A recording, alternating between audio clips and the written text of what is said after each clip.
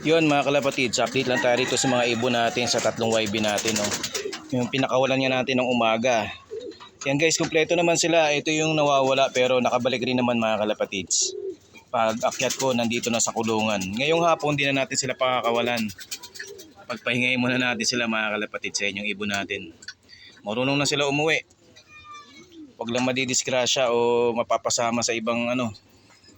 Kasi okay na sila.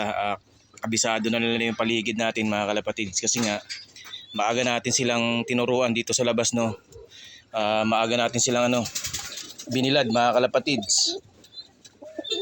Nakita nila yung buong paligid ng ano natin, loft natin. Kaya yan, yung mga ibon natin na marunong na umuwi dito sa kulungan natin. Yan guys, ngayon hapon na magpapakain na tayo. Kayo mag-away. Pakainin na natin sila mga kalapatids. Ito si Brown, no? Tapang talaga eh, nagmana sa tatay. Yung tatay niya ganyan din, mahilig manong mga kalapatids. Yun na mga kalapatids, maraming salamat.